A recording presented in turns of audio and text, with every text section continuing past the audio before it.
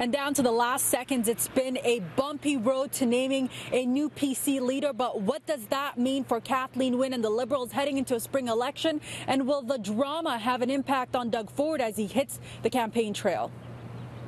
The drama that's been present in the PC party in the last month hasn't had a dent in them. If anything, people have been paying attention, and it sucked all the oxygen out of the room. Does Doug Ford have a unified party? No, he doesn't. Not at the moment. Not at all. What he does have is the ability to hand out power. It's been a dramatic election year for Ontario's PC party. Following allegations of sexual misconduct against then-leader Patrick Brown back in February, the race to replace him has been nothing short of tumultuous. Thank you. Thank you so much.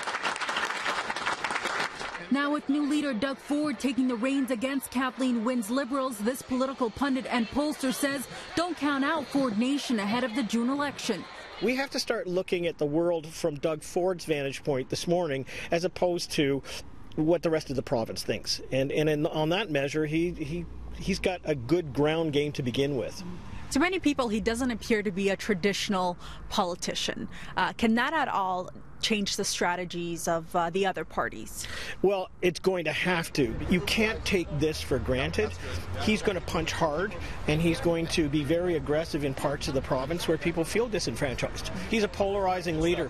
He's not anybody's cup of tea unless you were sitting with him and you like his company. We saw in polling that we did province-wide only a week ago that 54% of the people in this province preferred the Conservatives if they turfed out the Wynne government.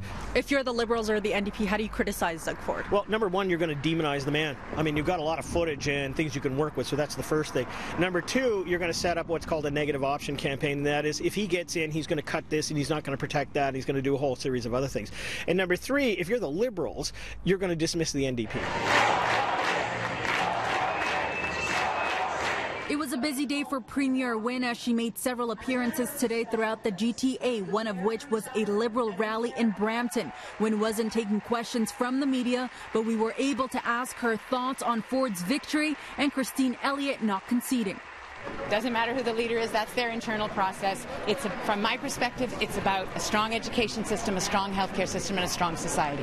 What will a Doug Ford campaign look like? Doug Ford is going to present himself as a bit of a social conservative. He's going to be appealing not to the downtown elites, the Laurentian elite of Ottawa. He won't be there, but he will be for middle-class people who fight because they think their values matter and may not be heard.